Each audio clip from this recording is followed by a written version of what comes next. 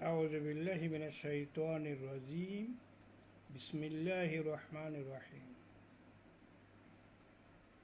মা অমূল্যদান হারালে বুঝবে ছিল যে কি রতন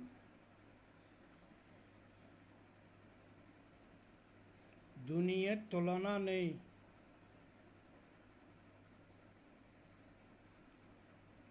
করবে তুলনা মায়ের মতন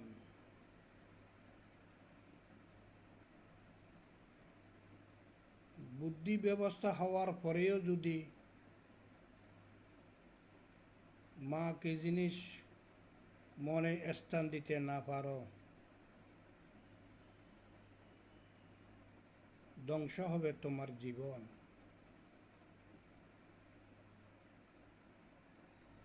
এখন আসি, বুঝে তো খুবই কষ্ট, আরেকজনকে বুঝিয়ে দেওয়া আরেক কষ্ট। মা কি জিনিস তা নিয়ে আমি তো আমার আম্মার পেটে থাকা অবস্থায় তো বুঝবো না কী ছিলাম, কী করছিলাম, আমার আম্মাকে কত কষ্ট দিয়েছি, কিন্তু পৃথিবীতে আসার পর তো দেখিতেছি কমসে কম আমাদের চোখ, নাক, কান, বিবেক উপলব্ধি করার মতন আম্মারা আমাদেরকে যোগ্য করে তুলেছেন। এখন আসি একেবারে বাস্তব কথা, রাগডাল করা সারা কথাবার্তা বলা। দেখুন, কনকনে শীত, ভীষণ ঠান্ডা, মায়ের কোলে করে দিস পেশাব, মায়ে মুস্কি হেসে বলে দিল আমার ছেলে আমার অনেক দিন পেশাব করছে, অথচ মায়ের কষ্ট যন্ত্রণা, নামাজ পড়তে পারছে না, আবার সেগুলো ধুইতে হবে, কাবু শুভ সব নাপাক হয়ে গেছে, হাসি মুখে বরণ করে নিয়েছে তোমার নাপাকি ময়লা পেশাবকে, ভুলে গেছ? মা খাওয়ার জন্য সাহারিতে ভাত পানি সব রেডি করে মুখে লোকমা দিবে, এই অবস্থায় ফেটে দিয়েছ ডোঁস, মায়ের এসে গেছে বমি, ভাত সব বরবাদ, সাহারির সময় শেষ হতে যাচ্ছে, অন্য ভাত খাওয়া তো দূরের কথা, পানি খেয়ে একটু পেট ভরাবে তাও সময় খুব সন্নিকটে, ভুলে গেছ?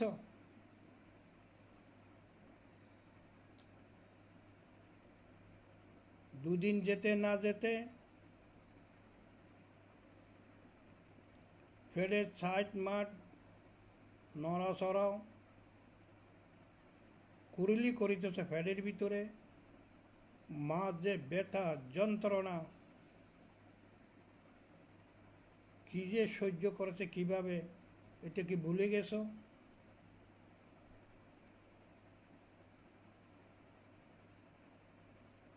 একটা রসুলবাগ সাল্লাহ ইসলামের সামনে এক সাহাবী রাদিয়াল্লাহু আনহু বলছিলেন, আমি আমার আম্মাকে কাঁধের উপর করে হজ করিয়েছি, হাজত পেশা পায়খানা ছাড়া বাকি কোনো সময় কাঁধ থেকে নামায়নি, আমি কি আমার আম্মার দুঃখ বেদনা শোধ করতে পেরেছি? রসুলবাগ সাল্লাহ ইসলাম চেহারা মোবারক কালো করে ফেলছে, অমুক তুমি কি বলেছ,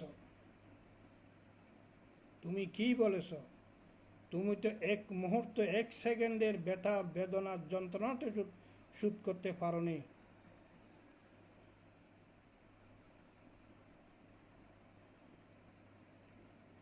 এগুলো অনেক দিনকে দিন মাসকে মাস সন্তান এবং মায়ের কথাগুলো বললে কিতাবর হর কিতাব হয়ে যাবে, শেষ হবে না। তারপরও মায়ের ফেঁদনি ফরনে কিছু নেই, খাওয়ানোর মধ্যে কিছু নেই, সাহানোর মধ্যে কিছু নেই। ছেলেকে কেমনে বড় করবে, সুশিক্ষিত করবে, সমাজে সম্মানিত হওয়ার মতো যোগ্যতা করে তুলবে, লালন পালন করে তুলবে, এই চিন্তাই মগ্ন। মাটিতে রাখেনি ঠান্ডা লাগবে, উপরে রাখেনি ঘর দিয়ে পড়ে যাবে, ব্যথা পাবে ছেলে। সেই মাকে ভুলে গেছ? কি হয়েছ, কি পেয়েছ? কিছুই না, কয়েক হাজার কোটি টাকা মাত্র, বড় একটি চাকরি, এই তো। ভুলে গেছো তুমি? বারবার যখন বিরক্ত করছো, এ খাবে আর সেই খাবে, মা চিন্তা করলো ছেলের জন্য কোন জিনিসটা দিলে ভালো হয়। কতজনকে জিজ্ঞাসা করা হলো, কত ডাক্তারকে জিজ্ঞাসা করা হলো, আমার ছেলে এটা খেতে চায়, ওইটা খেতে চায়, এই বয়সে এই মুহূর্তে কি দিলে ভালো হয়। পরামর্শক্রমে এটা দিচ্ছে, ওইটা দিচ্ছে, দুধ দিচ্ছে, ঘি দিচ্ছে। ধীরে ধীরে যখন বয়স বাড়ছে, পুষ্টিকর খাদ্য, কোন ধরনের পুষ্টিকর খাদ্য দিবে তা তালাশ করে খাওয়াচ্ছে। হাতে কোনো ময়লা লাগে কিনা, পায়ে কোনো ব্যথা লাগে কিনা বারবার দেখি তাকাচ্ছে। রাত্রে ঘুম দাওনি, রাত্রে ঘুম যেতে দাওনি, দিনে সুখ শান্তি দাওনি, ভাত খেতে দুই মুঠোর একসাথে।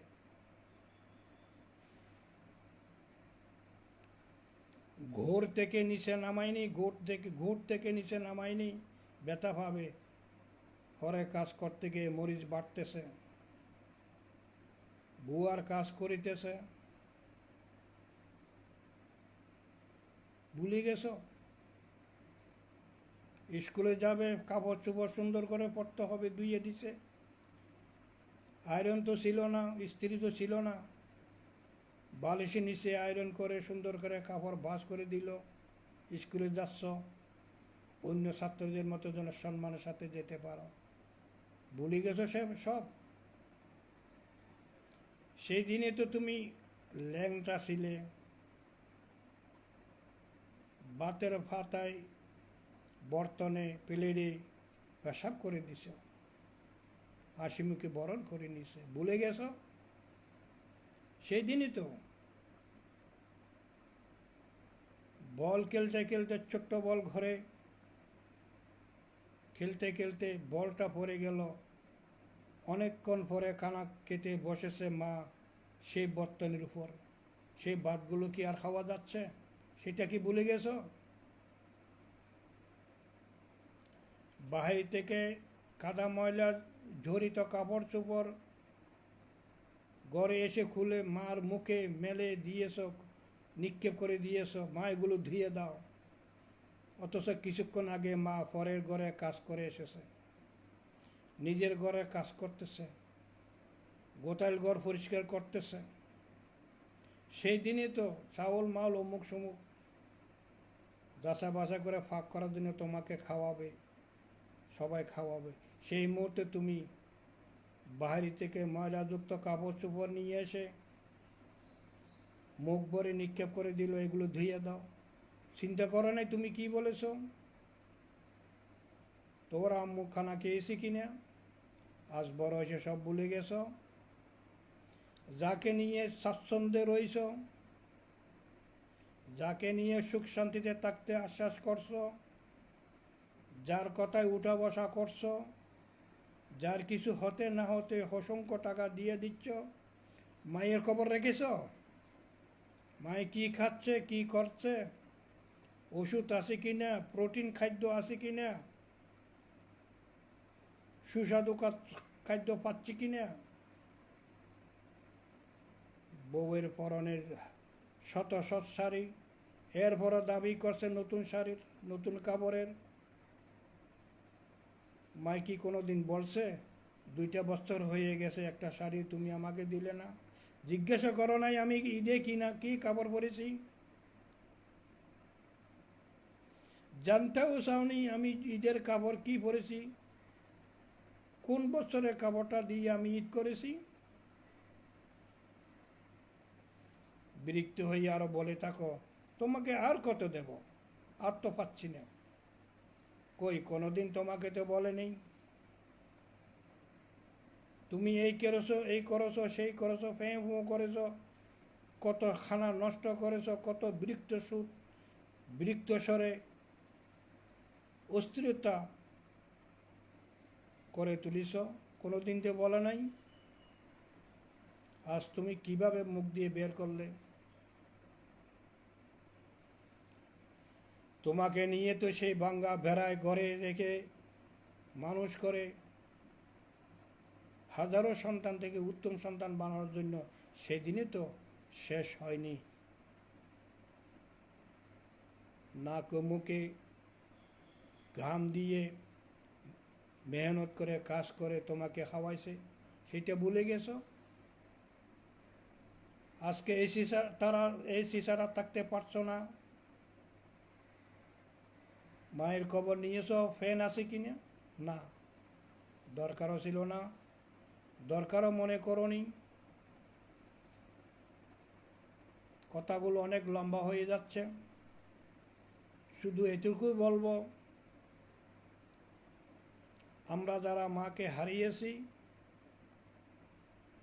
অন্ততপক্ষে জীবদ্দশায় নিজের না পারলেও যে মৃত্যুর আম্মা আব্বা মৃত্যুর পরে যেন কিছুটা হলেও করতে পারি দোয়া দরুদ নামাজ ইবাদতের মাধ্যমে। আল্লাহ রব্বুল আলামিন বলছেন, ওয়াবিল ওয়ালিদাইনি এহসান, মা বাবার উপর তোমরা এহসান করো। ইম্মা ইয়াবলুগা ইনদাকাল কিবরা আহাদুহুমা আও কিলাহুমা, শেষ বয়সে মা বাপ দুইজন কিংবা একজনও যদি পেয়ে থাকো, ফালা তাকুল্লাহুমা উফিও, উফ উ শব্দ করতে পারবে না, ফালা তাকুল্লাহুমা উফিও, উফ করতে পারবে না, উ করতে পারবে না। ওয়ালা তানহার হুমা, তাদের সাথে ধমক দিয়ে কথা বলবে না, তাদের সাথে ধমক দিয়ে কথা বলবে না। ওয়াকুল্লাহুমা কওলান কারীমা, তাদের সাথে সুন্দর ব্যবহার করো, মর্যাদাপূর্ণ কথাবার্তা বলো, মার্জিত কথাবার্তা বলো, কণ্ঠ নিচু করে কথা বলো, রাগ গোসা ওখান থেকে ধবন করে দাও, সহনশীল হয়ে কথা বলো, আচরণ করো। বিগত দিনের কথাগুলো অন্তত পক্ষে কিছুক্ষণের জন্য মনে করো। আল্লাহ আমাদেরকে বোঝার তৌফিক দিক। যাদের মা বাপ দুজন আছে জান্নাত পেয়ে গেছে, একজনও যদি থাকে। রাসূলুল্লাহ সাল্লাল্লাহু আলাইহি ওয়াসাল্লাম মিম্বরের মধ্যে 3জনকে অভিশাপ দিয়েছিলেন, উনি দেন নাই, জিবরিল আলাইহিস সালাম দিয়েছিলেন, তার সাথে উনি সুর মিলিয়ে বলছে আমিন। তোর মধ্যে একজন হলে যারা মা বাপ পেয়ে গুনাহ মাপ চাইতে পারেনি, গুনাহ আল্লাহর কাছে গুনাহ ক্ষমা চাইতে পারেনি, তারা ধ্বংস হয়ে যাক, তারা ধ্বংস হয়ে যাক। রাসূলুল্লাহ সাল্লাল্লাহু আলাইহি ওয়াসাল্লাম বলেন আমিন। এই বদদোয়াটা করেছিলেন জিবরিল আলাইহিস সালাম, আর সাক্ষী দিয়ে নবী করিম সাল্লাল্লাহু আলাইহি সাল্লাম। যাদের 2জন মা বাপ পেয়েছে কিংবা একজন পেয়েছে, নিজের ভাগ্য পরিবর্তন করতে পারেনি,